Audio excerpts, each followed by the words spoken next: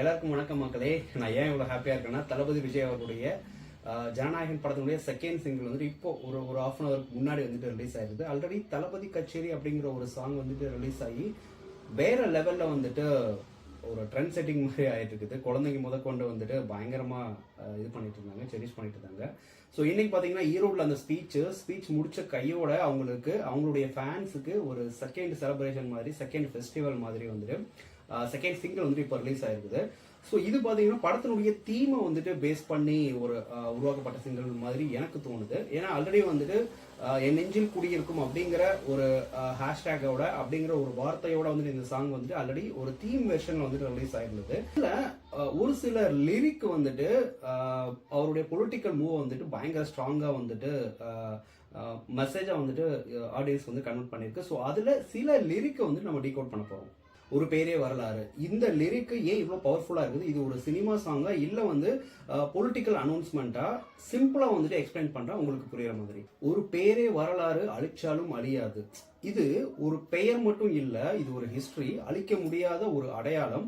சினிமால விஜய் சாருக்கு வந்துட்டு ஒரு மாஸ் இமேஜ் இருக்கு. ஆனா இங்க லிரிக்ஸ் சொல்றது என்ன விஷயம்னா வந்துட்டு இந்த பெயர் இப்ப சினிமாவை தாண்டி ஒரு பெரிய இடத்துக்கு போக போகுது. அதாவது அரசியல் மூமெண்ட் அப்படிங்கறத வந்துட்டு ஸ்டார்டிங்லேயே வந்துட்டு இந்த ஃபர்ஸ்ட் லிரிக்கை தொடர்ந்து அவன் தானே ஜனநாயகன் அப்படின்னு வருது. ஜனநாயகன் அப்படின்னா ஜனநாயகன் அப்படிங்கிறது அந்த படத்துல பேர் கிடையாது, ஒரு கேரக்டர் அப்படிங்கிற மாதிரி சொல்லலாம். ஸோ இது கிளியரா ஒரு பொலிட்டிக்கல் பொசிஷனிங்.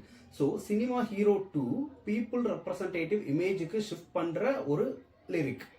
நம்ம மக்கள் நினைக்காம ஒரு மாற்றம் பிறக்காது. அதாவது மக்கள் நினைச்சாதான் மாற்றம் வரும். ஒன் மேன் ஷோ கிடையாது. இது ஒரு power is equal to people அப்படிங்கிற மாதிரி வந்துட்டு நம்ம பொசிஷன் பண்ணலாம். பிளஸ் இது ஒரு டைபிக்கல் சினிமா டயலாக் இல்ல and democracy language of politics. அதாவது பொலிட்டிக்ஸ்ல பேசுற ஒரு டெமோக்ராட்டிக் லாங்குவேஜ் அப்படி சொல்லலாம்.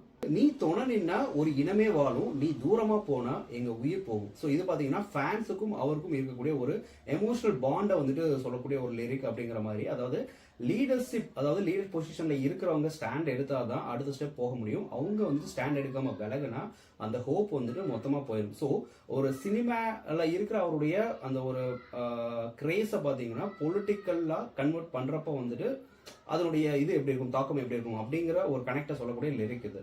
உனக்கே ஒரு யுத்தம் இனியே, அதாவது இது லிட்ரலி வந்து வார் கிடையாது, பொலிட்டிக்கல் பேட்டில், ஐடியாலஜிக்கல் ஃபைட், சிஸ்டம்க்கு எதிரான ஒரு போராட்டம். அதாவது சினிமா ஃபைட் சீன் லாங்குவேஜ்ல சொல்லணும்னா பொலிட்டிக்கல் எக்ஸ்பிளைன் பண்ற ஒரு கிளவர் ரைட்டிங். உயிரின் உயிரே அழியாது இந்த வால் கதையே, முடியாது இந்த ரத்தக்கரையே, அதாவது blood stain is equal to sacrifice அப்படி நம்ம பொசிஷன் பண்ணலாம். பிளஸ் ஒரு லாங் ஸ்ட்ரகிள், ஈஸியா வின் அப்படிங்கிறது வந்து கிடைச்சிடாது. Politics is equal to struggle. So என்னன்னா லிரிக்ஸ் அந்த ரியாலிட்டியை வந்துட்டு அழகா வந்துட்டு சொல்லுது. களத்தில் இவன் இருக்கும் வரையே இருக்கும் பயமே. இவர் இருக்கிற வரைக்கும் பாத்தீங்கன்னா ஆப்போனன்ட்ஸ்க்கு ஃபியர் அப்படிங்கிற ஒரு விஷயம் இருந்துகிட்டே தான் இருக்கும். அது சினிமாவிலையும் சரி, அரசியலையும் சரி. அடுத்து சிங்கம் இரையாகாது. இது வந்து உங்களுக்கே புரியும். சிங்கம் லீடர் வந்து பாத்தீங்கன்னா யாருக்கும் அடிப்பணிய மாட்டாரு, இறை ஆக மாட்டாரு அப்படிங்கிற பொசிஷன் சொல்றக்கூடிய லிரிக் அது. அடுத்து ஹே தளபதி தளபதி அப்படிங்கிற மாதிரி ஸ்டார்ட் ஆகுது. ஸோ ஓவரால் பாத்தீங்கன்னா அந்த ஒரு ஃபர்ஸ்ட் ஸ்டாண்ட்ஸாவா படிக்கிறப்ப என்ன புரிய வருதுன்னா, சினிமா ஐடென்டிட்டிக்கு குட் பை சொல்லாம பாலிடிக்ஸ்க்கு பிரிட்ஜ் போடுற ஒரு அழகான லைனு. ஃபேன்ஸை வந்து பாத்தீங்கன்னா சினிமா மைண்ட் செட்ல இருந்து பாலிடிக்ஸ் மைண்ட் செட்டுக்கு மென்டலி வந்து ப்ரிப்பேர் பண்ற ஒரு கிளவர் பொசிஷன். சிம்பிளா சொல்லணும்னா இந்த லிரிக்ஸ் பாத்தீங்கன்னா அவருடைய சினிமா இமேஜை பில்டப் பண்றதோ இல்ல வந்து அவருடைய ஃபேன்ஸை சாட்டிஸ்ஃபைட் பண்றதுக்காகவும் கிடையாது. அவருடைய பொலிட்டிக்கல் ஐடியாலஜியை வந்துட்டு மக்கள் மத்தியில வந்துட்டு செட் பண்றதுக்காகவும், லீடர்ஷிப் இமேஜை வந்துட்டு மக்கள் மத்தியில பில்டப் பண்ணி கொண்டு போய் சேர்க்கிறதுக்காகவும், சினிமா டு பொலிட்டிக்ஸ் அப்படிங்கிற ஒரு ஜேர்னியை வந்துட்டு ரொம்ப ஸ்ட்ராங்கா பதிவு பண்றதுக்காகவும் எழுதப்பட்ட வகைகள் தான். ஸோ மக்களே, ஒரு பேரே வரலாறு அப்படிங்கிறது ஒரு சாங் மட்டும் கிடையாது. அது ஒரு மெசேஜ், ஒரு கிளீன் டைரக்ஷன், ஒரு பொலிட்டிக்கல் டோன் செட்டர் அப்படிங்கிற ஒரு விஷயத்தை வந்துட்டு நான் இங்க டீகோட் பண்றேன்.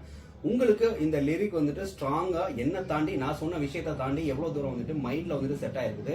விஜய் சார் வந்து இன்டைரக்டா ஏதாவது மக்களுக்கு வந்துட்டு சொல்ல வராரா, இல்ல அவருடைய ஃபேன்ஸை வந்துட்டு உசுப்பேத்தி விடுறாரா அப்படிங்கிற விஷயத்த வந்துட்டு நீங்க வந்துட்டு சொல்லுங்க.